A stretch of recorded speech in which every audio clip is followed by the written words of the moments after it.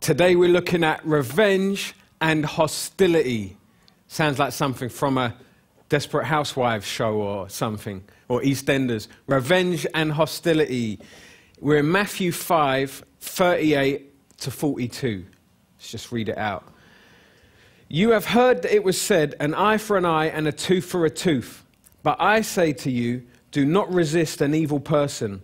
But whoever slaps you on your right cheek, turn the other to him also.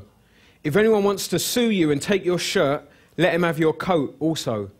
Whoever forces you to go 1 mile, go with him 2. Give to him who asks of you, and do not turn away from him who wants to borrow from you. Now, when you hear that phrase, an eye for an eye and a tooth for a tooth, you're probably going to be thinking what it means is someone gives me a black eye, I'm going to give them a black eye back. Someone knocks one of my teeth out, I'm going to knock one of their teeth out as well. And the people Jesus was chatting to, they was thinking exactly the same thing, right? And obviously it causes a lot of problems. Now, that saying, an eye for an eye and a tooth for a tooth, because it's in capital letters, what does it tell us? From the Old Testament. It's either from the Old Testament or from the New Testament, but it's a part of the Bible that's being quoted. And in this case, it is from the Old Testament. And what it is, it's a law that God gave the Israelites, right, when they was in the desert. And what happened, the Pharisees and the scribes started remixing this law and teaching it to people in the wrong way, so that then everyone's walking around being like, yeah, he gives me a black eye, I give him a black eye. He knocks my tooth out, I knock his tooth out. Exactly, that kind of thing. So what Jesus is doing here is he's correcting the way they think. So we're going to look at that today. We're going to see how Jesus is correcting this misunderstanding that we have. Even today in London, we have this mentality. And we're going to see what you should do if someone comes up to you and happy slaps you in the street. Okay? So, very important, this. First thing I want to show you here, right, is that this isn't talking about self-defense. That's not my understanding of this verse. A lot of people have used this verse to say it's talking about self-defense, and that's why some people don't believe in going to war. That's why you get some people that won't join the army because they say, no, you're supposed to turn the other cheek. The context we're looking at here is not self-defense, okay? Very important we get that. Remember this verse, he says, you have heard that it was said, an eye for an eye and a tooth for a tooth. One of the things we looked at last week was that when you see an Old Testament law, you've got to ask yourself, what was the reason behind the law? Yeah, it's very easy to quote something someone said one time and twist it to mean what you want it to mean. Instead, you've got to be like, what's the reason behind the law? Yeah, just like if, like I said the other week, a dad says to his son, a son says to his dad, Dad, can I go with AJ to the cinema? And the dad says, no, you can't go to AJ with the cinema. And later, his dad finds out he went to the cinema. And he goes, I told you you couldn't go to the cinema. And he goes, Dad, you said I couldn't go with AJ, so I went with Tom instead. You know, now what that kid's doing is taking what the dad said and trying to twist it to how he wants it to mean, whereas really the reason behind what his dad said was, I don't want you going to the cinema. It wasn't so much he didn't want him going with AJ, it's just he didn't want him going to the cinema. So we're going to look at the reason behind this law. First thing, it was for the courts to give fair punishments. Remember, you got the Israelites, they were slaves 1 minute living in Egypt, right, governed by Egyptian law. Now they're in the desert, right, they've escaped from Egypt. They're not slaves no more, but they haven't got any laws. So you imagine someone robs someone, everyone's like, what are we going to do about it? And you could imagine if someone gets robbed, all the brothers in the family are going to be like, right, let's go and get him, and then go and beat him up later. And this kind of thing could well have been going on.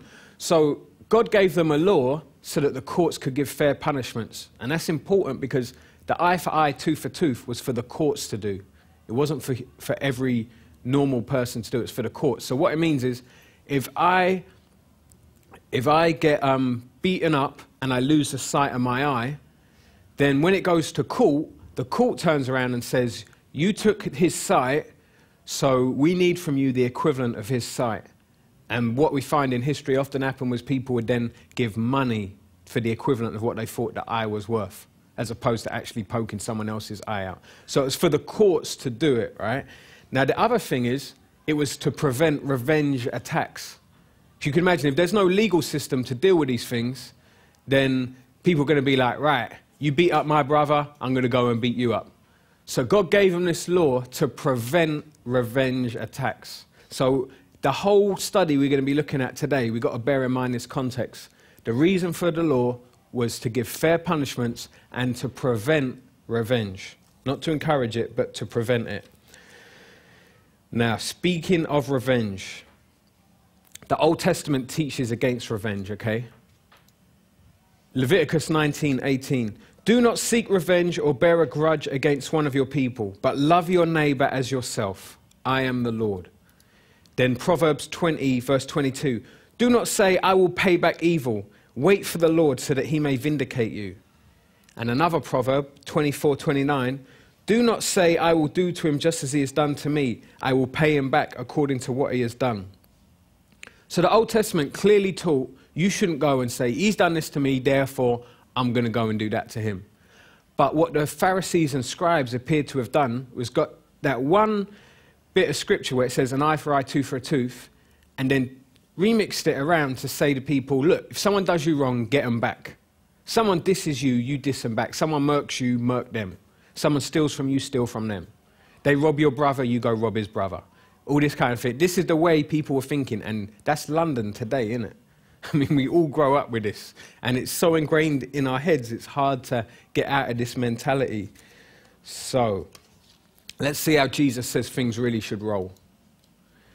Matthew 5:39. But I say to you, do not resist an evil person. This is what Jesus is saying in contrast. He says, don't resist an evil person. And what I think this means is that Christians aren't to be hostile to their enemies. So as Christians, we shouldn't be hostile to our enemies. The word resist there, a lot of people would say that it's a little bit misleading the way it's translated there. If I show you the Greek word there, it's anthistemi, and in the Low-Nida dictionary it says this word means to oppose someone, involving not only a psychological attitude, but also a corresponding behavior. To oppose, to be hostile toward, to show hostility. So this word can mean an attitude in your mind and also a behavior of being hostile towards someone. When we see it translated as resist, which it can be translated as, but it kind of makes us think of the whole self-defense thing. Like someone's beating you up, trying to kill your family, and then you could think, oh no, we shouldn't resist them. But when we look at the meaning of the word, it's not talking about that. It's talking about being hostile to someone, showing hostility towards someone. And quite often we can feel that we're justified in being hostile to someone. Like if someone does something wrong to you, in your mind you'll think, yeah, I can be hostile to them, I've got a right. And Jesus is saying to us that that ain't the case really. As Christians, we shouldn't be hostile to our enemies. Now it could be there's someone in your life you feel hostile to. It could be a group of people, or it could be an organization like police. Many people are hostile to the police these days. And even if they've done you wrong, Jesus is saying we shouldn't actually be hostile to them. This is a hard teaching, but this is how Jesus is saying Christians should be. Let's look at the next verse. Matthew 5:39.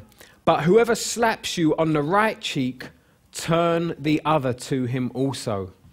Someone slaps you on the right cheek, turn the other to him also. Now, I think this means do not respond to insults. I just need a demonstration. Reese, could you come up? Now, Reese, are you right-handed? Yeah. Cool. Right, if you stand here. The majority of people are right-handed, right? So Jesus is chatting to people and he's saying, just stand right there. If you get your, it says, if you slap them on your right cheek. Now, this is my right cheek, yeah? So with your right hand, how are you going to slap me on this cheek? Go on, do it then. Just, there you go. See, right. Now, you can sit down now. Now, if Reese done that to me in the street, do you think I'd be offended? Yeah. Would I be decked on the floor? No. A backhanded slap is a big insult, especially if a man does it to you, because he's kind of like calling you a girl, do you know what I mean? It's like with the back of his hand, you know. And it appears that in Jesus' day, this was like the worst insult you could do to someone. Slapping with your back. Imagine doing that in front of everyone in the street, back of the hand, like that. A big insult. So I don't think that this is Jesus saying, listen, if someone's killing you and your family, then just say, yeah, go on, mate, do it. I think he's saying if someone insults you in the street, then you just got to take it. Don't respond to insults. So if someone happy slaps you, more times a happy slap is not actually a threat to your life. Sometimes it is, gets a bit out of control, but more times it's someone just dissing you. And if it happens to you, you're naturally going to want to hit them back. But not because you're afraid you're about to get killed, but because you've just been disrespected on the bus in front of everyone. I'm not going to take that. Don't they know who I am? Don't they know who my family is? And all these kind of thinkings, you know. Don't they know where I come from? All this thing, because we've been disrespected. And Jesus is saying, when that happens, don't respond. Don't respond to insults. That's not the way of the Christian. Now, Jesus is not saying we should be doormats.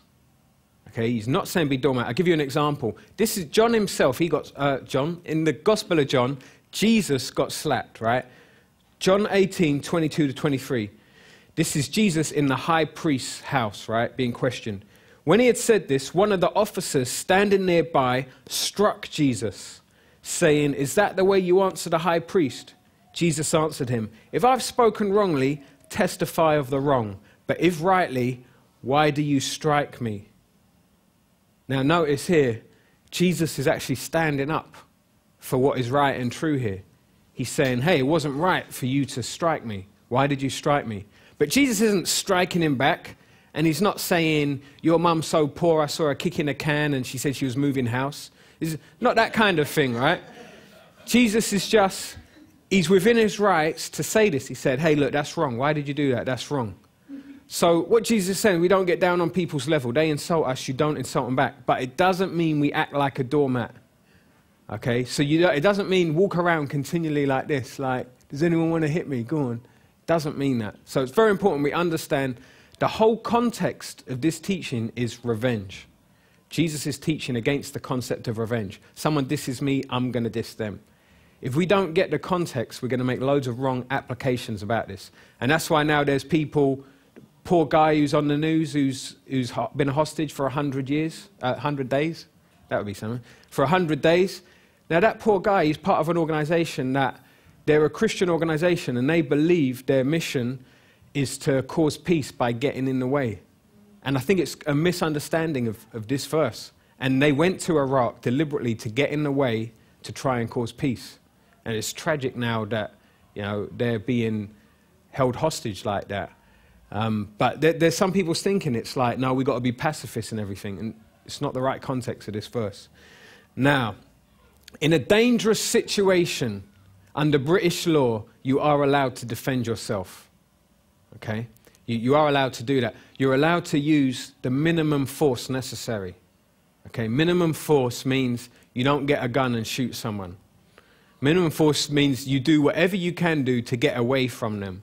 In self-defense classes, they say if you strike someone or push them on the ground to defend yourself, the first thing to do is run. That's what they teach you in self-defense, run. Don't stay there and try and practice all your kung fu moves on them, right? So under law, you are allowed to defend yourself. And myself, I've been in a number of situations where I've had to defend myself or defend other people. I've saved a couple of people's lives by doing that, but I never once threw a punch because there's a difference between self-defense and hostility. You know, and you know when you're in those situations, if you're showing hostility or if you're genuinely defending yourself. And most of the times, we just get tempted to show hostility to people instead of defending ourselves. People think if they're disrespected, they've got to take a stand. You know, and Jesus is saying, actually, if you're disrespected, you don't have to take a stand. There's a difference between being disrespected and trying to keep your little sister alive if people are attacking her. Two completely different scenarios. Let's not get them mixed up. So, there's no place for us as Christians to retaliate to insults. And that applies to arguments as well. I mean, arguments are just tennis matches, aren't they? Someone says something nasty to you, you say something nasty back, they say something nasty to you, you say something back. Yeah, it's an argument. And it's just like you hit the ball to them, they hit it back, you hit it back. And it keeps going on like that. That's the eye for eye, tooth for tooth mentality. They say something nasty to me, I say something back. And this can happen all the time with people in the street. It can happen with the boss at work, the teacher at school, outside. It can happen with husband and wife, boyfriend and girlfriend, brothers, sisters. It happens all the time. So we've got to be aware of this. When someone insults us, we shouldn't retaliate. Now let's read the next verse. And remember, the context is revenge, okay?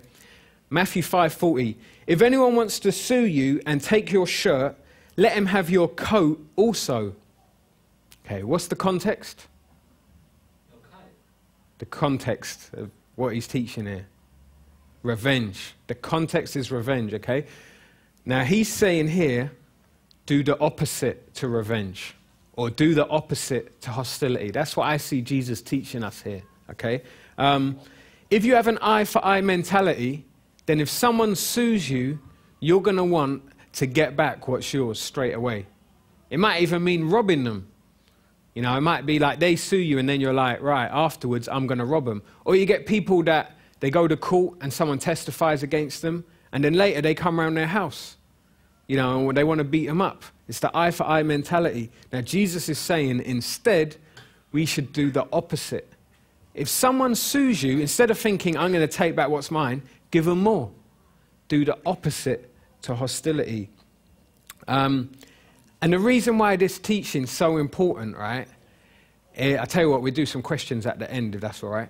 The reason why this teaching is so important is because when you do eye for eye, tooth for tooth, it's very hard to make sure you only take an eye. It's very hard to make sure you only take a tooth. There's a fine line. I mean, I can't think of one example where I know of someone who's had beef with someone and they have then done exactly the same thing to the other person. Everyone always goes further. So someone beats up someone's brother, and then when they find them, they bottle them. They haven't done eye for eye, they've done 2 eyes for 1 eye. And because of this, Jesus is saying, you know, instead of trying to get that eye for eye, better to err on the side where you've been wronged more than they have. That's the safer place to be. There's another Bible verse that explains this better than I can explain it. 1 Corinthians 6:7. The fact that you have lawsuits among yourselves, demonstrates that you have already been defeated. And this is the important bit. Why not rather be wronged? Why not rather be cheated? So the Bible tells us it's better to be wronged than to wrong someone else. So if someone does something to me and I get them back, what if I don't get them back exactly? What if I end up getting them back more than they done to me? Now I'm in the wrong. So Jesus is saying it's better to stay on this side where you're the person who's been wronged than to cross over the line and be the person wronging them. That's the safest place to be. And in the context of suing people, God wants us to be generous. He wants us to have generous attitudes, which is the opposite to hostility, to be generous to people. Now, I had a dispute with my neighbor the other day. And what happened was my neighbor just started complaining to me about loads of things. And I was getting really offended because they got all these things that offended them. And then what happens, my neighbor starts telling me about my trees in my garden. And the neighbor's saying, yeah, those trees, you know, they're stopping my TV. And I don't really understand how my trees stop them picking up their TV. But anyway, you know, I was getting annoyed and I was tempted to be hostile back. Because it's like I spent 15 minutes on their doorstep with them telling me all these things wrong. I only went round to do them a favour anyway. And so I'm tempted to be hostile. And then I'm like, Duncan, don't be hostile. No eye for eye, no tooth for tooth business here. And I said to her, I'll tell you what, I'll cut down the tops of my trees. And straight away she's like, oh, don't do that, love. And it completely threw her because everyone's used to hostility and suddenly I'm showing her love. So I learnt a lot from that. I was like, next time in one of those situations, I say, I'll tell you what, I'll do this for you. And they're suddenly like, oh, wasn't expecting that. Like we looked at a couple of weeks ago about, you got 2 choices when you get in a situation. Be angry or make friends. Got those 2 choices. Better to choose make friends. Now, check out the next verse. Matthew 5:41. Whoever forces you to go 1 mile, go with him 2. Okay? Now, what this showing us, well, one implication from this anyway is don't show hostility to authority figures. Okay? Don't show hostility to authority figures. I need to give you some background on this story, right? Did you know that in the day of Jesus, right, although when we read it, we're studying about the Jews weren't running their own country. Who was running their country? The Romans. The Romans were. You got all these soldiers walking around, and they're running the country, right? And they could go up to a Jew and they could say, "Oi, you, carry my luggage." And by law, they was allowed to make him carry it for a mile. So imagine that, right? Imagine what you would feel like, right? You're a Jewish man, you just finished work, you're on your way home, yeah, you got the latest book that's just been sent to your house by Amazon.roman.com, and you're all excited about getting home, and then suddenly this soldier turns up with a big sword and breastplate and everything, and he's like, "You there, carry my bags." And you're like, "What? Where to? What? Just down there?" "No, a mile." And you would be going nuts. But obviously you can't go too nuts because he's got this big sword, so you'd be kind of scared, right? But he's going to force you to do that. Now, you could imagine what you'd be like. You'd probably, and I imagine some of you were like, you'd be scared, but I bet, like some of you probably like this in school, you kind of have an attitude as you're doing it. You know, you go to his box and you'd be like, and maybe walking slower than you really need to be, which is silly because it's going to take you even longer now. You're going to get home later, and it will be dark, and there's no electric light, so you can't read your latest book you got. So, you know, but you do that because you're trying to get revenge on the guy. Now, don't really bother him anyway, just like school teachers don't really get too bothered when a student goes, It's like, it doesn't really bother them, but we think, yeah, I'm getting revenge, I'm getting even. And what Jesus was saying to them here is, look, when that guy tells you to carry his thing for a mile, instead of having attitude about it and showing him hostility, instead of trying to get revenge and later planning how you're going to wipe out the Roman garrison with you and your mates, instead of doing that, what you should do is say, "Hey, do you know what? I'll carry it another mile for you if you want." Imagine what that would be like to a Roman soldier, knowing that you've invaded their country, they hate you, and then the guy goes, "Do you want me to carry it 2 miles?" You know, and to be friendly about it, that would be something different. That would really change people's lives, I think. And that's what Jesus is teaching us Christians to do the opposite to revenge, the opposite to hostility. Do something different. Not be like the way we're brought up in London to think, always getting even, but to go the extra mile. Now, let's just recap on the 3 things we've learned so far about revenge and hostility. First thing is, don't get revenge. Jesus is clearly saying that. Don't get revenge. That's not our business as Christians, okay? He's also saying, don't show hostility to people. You could be showing hostility to your parents, to your boss, to the police. I mean, it's very tempting to show hostility to the police. And what he's saying is, do the opposite. Instead of showing hostility, be nice to them. We need to lose this attitude of an eye for eye, a tooth for a tooth. Instead, we've got to be like, no, I'm going to be nice to them. And it is challenging. I mean, we had the police disturb us in the middle of a Bible study the other night in Roehampton. And that was annoying, you know. And then the policeman told me that he wasn't interested in the Bible. And I'm thinking, you come in the middle of a Bible study, and then you disrespect our book, you know. And I was like, that's rude. And it's tempting to be hostile, you know. But it's like, well, if a soldier comes up to you and says, carry my bag for a mile, and you're supposed to go 2 miles, then I haven't really got any right to be hostile to this policeman. And I need to check myself and be like, Duncan, am I having a bad attitude? Am I showing hostility? Is this how a Christian should behave? And it isn't really. So there's one more illustration now that Jesus gives us. Matthew 5:42. Give to him who asks of you, and do not turn away from him who wants to borrow from you. Now, what's the context of the whole teaching we've been looking at? Revenge. Okay, it's all about revenge. So we must interpret this verse in light of the context of revenge and hostility. And I'd spent a long time really looking at this verse, trying to work out what it meant. What I think it means is be generous. I think he's talking about having an attitude of generosity. Jesus could have stopped. You know, it's interesting he puts this expression here because he could have stopped at the last verse.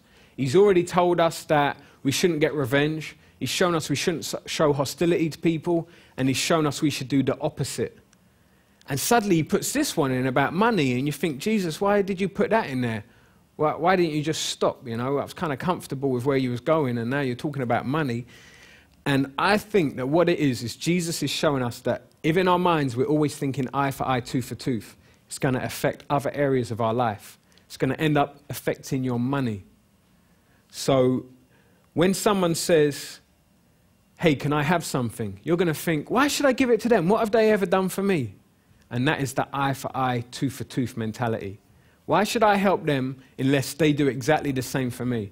Or you say, well, what are you going to do for me? Or like people say, what's it worth? You know, you ask someone for a favor, they go, what's it worth? That's kind of the eye for eye mentality. It's like, I'll do the favor for you as long as you do a favor for me. I won't lend you money unless I know you're going to lend me money. I won't help you out in a jam unless you're going to help me out in a jam. And Jesus is saying, no, I want you to be generous instead. Let's look at some other verses. In the Old Testament, in Deuteronomy 15, 7-8, this is what Jesus told them in the desert, right? He said, if a fellow Israelite from one of your villages in the land that the Lord your God is giving you should be poor, you must not harden your heart or be insensitive to his impoverished condition. Instead, you must be sure to open your hand to him and generously lend him whatever he needs. So he's saying when there's someone in trouble financially, you shouldn't harden your heart, which is the eye for eye, tooth for tooth mentality. Why should I help him? What's he going to do for me? And you harden your heart. The Old Testament teaches us be generous instead. Then in the New Testament, this is important because in 2 Thessalonians 3:10, it teaches us you shouldn't just give out money to anyone. Okay?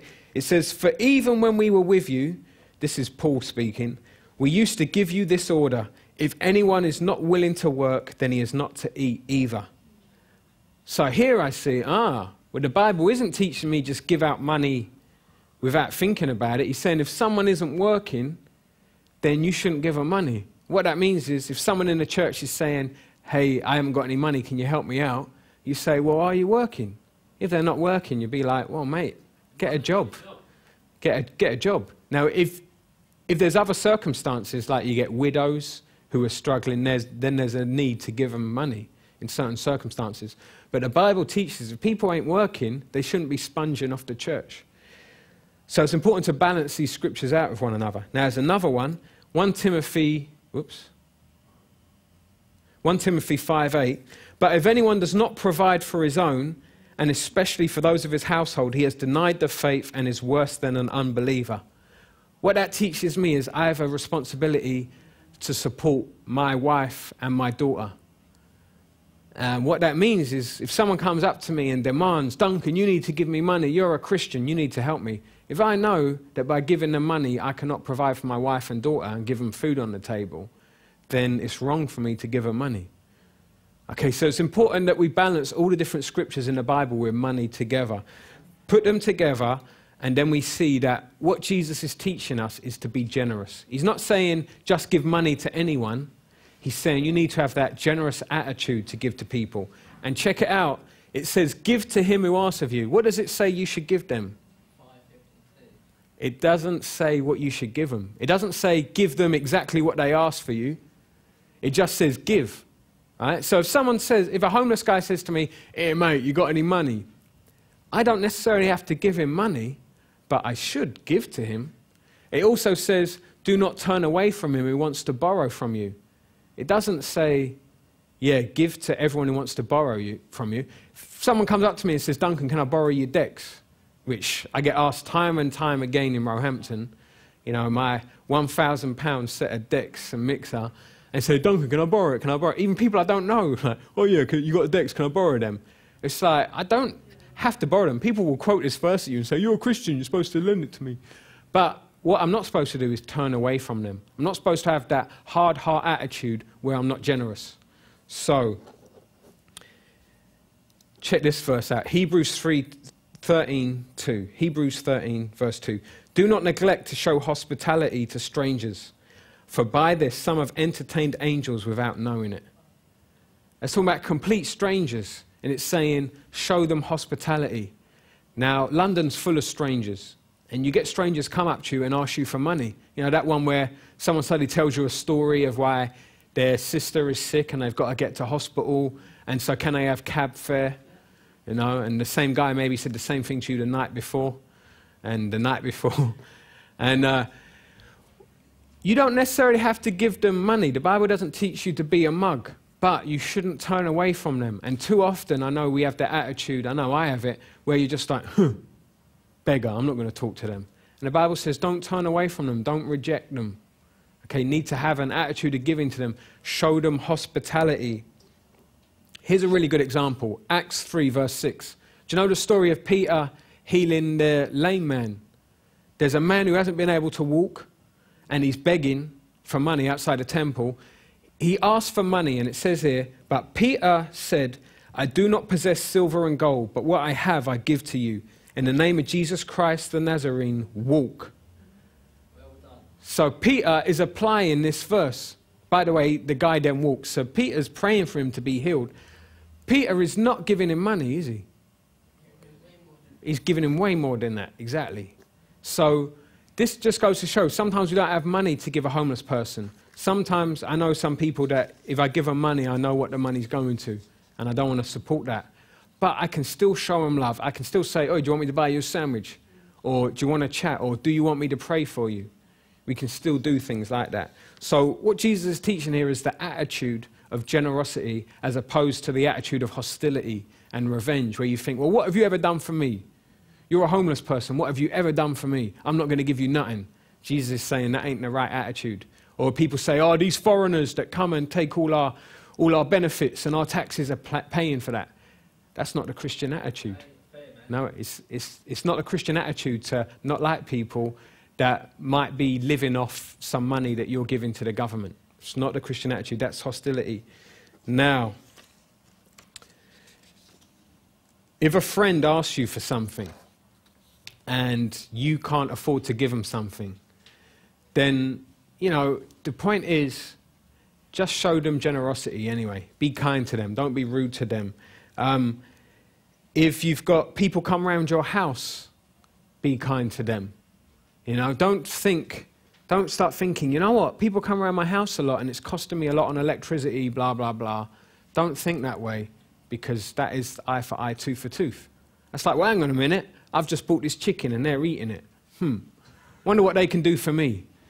You know, that isn't the attitude that Jesus wants us to have. Our church runs off everyone giving money. Now, some will give more money than others, but it's not right to then think, you know what, I'm sure I give more money than other people. This isn't fair. I want my rights. This isn't the attitude Jesus wants us to have. So the next time a crackhead in the street asks you for something, I don't recommend you give them money, but I do recommend that you don't disrespect them. That's not the Christian way. I don't think Jesus would do that. So, conclusion. What we've seen today is that followers of Jesus shouldn't be hostile to people, and they shouldn't show revenge. Now, that includes police. We shouldn't be hostile to police. Sorry to say that. I know it's not popular. Everyone wants to hate the police. Don't matter if the police are corrupt or crooked. We still should not show hostility to them. If the Jews weren't allowed to show hostility to the Roman soldiers who make them carry their bags for a mile, then we shouldn't show hostility to the police. Same thing applies for family members who've wronged us. Friends who've wronged us. People at work, people at school. Could even be people who've attacked us, people who've bullied us or mugged us. We're not supposed to show hostility or revenge to them. Now, if we do, we're going to develop this attitude in our minds of eye for eye, tooth for tooth. And it's going to affect everything. It's going to affect your generosity and just everything in life. It's going to affect your relationships. Now, you might be thinking, you probably are, well, I see what Duncan's saying, but thing is, what do we do about these people that have done bad things to us? Something needs to be done. So I want someone to deal with them. Well, check this out. Romans 12:19. In the New Testament it says, never take your own revenge, beloved, but leave room for the wrath of God. For it is written, vengeance is mine, I will repay, says the Lord. Now that's deep. That's saying, don't take revenge. So that's everyone in this room. Don't take revenge. Leave room for the wrath of God. Now, what does that imply? Don't know. It implies that if you take revenge, you're not leaving any room for God to show his wrath. Wrath means anger. So when we take revenge, you've just taken the place of God. God can't take revenge now. That's kind of what it seems to be implying, or that God isn't going to take revenge. You've taken revenge, and it says, vengeance is mine. That's what God says. He says, vengeance is mine. Now, you know when you play football and there's a ball coming and you go, mine, yeah? What happens if two people are going, mine? Yeah, you normally end up banging heads. And it's painful. It's painful, that's right. Now, God is saying, mine.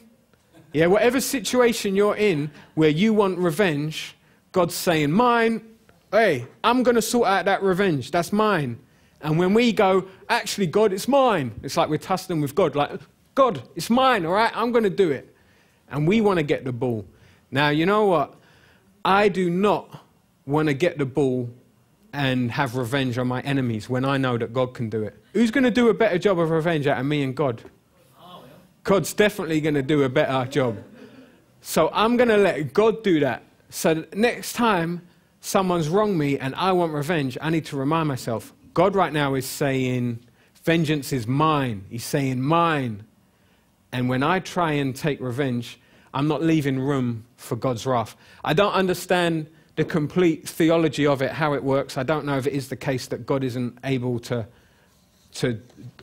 cause revenge if you do. I'm just saying there's an implication here where it says leave room for the wrath of God. It's saying allow God to do it instead of you doing it. Don't get in the way of God's job. So remember that. We leave revenge up to God. It's not our business, okay? It's up to God. I would rather put my life in God's hands and say, God, you do it. You deal with it. I know he can. There's stories in the Bible of people who've just dropped dead. You know, they've done something dodgy and boom, they're dead. God caused them to drop dead. You hear of stuff like that happening these days. You even hear of strange fires starting in buildings when something dodgy's happened, and then next thing you know, the building's on fire, and you're like, I wonder who done it. And the insurance company won't pay out, because even the insurance company call it an act of God. It's in the insurance clause that you're not covered for acts of God. So I do believe that God does deal with people. Now, sometimes he waits a while to do it. Sometimes it might not happen till Judgment Day. You know, just like the police, they don't always move on someone straight away. You know, that guy who got arrested, who was preaching hate in some mosque somewhere, and people were like, why didn't the police move earlier? Well, we don't know what the police were doing, but eventually they build their evidence and the police are like, now we're going to get him.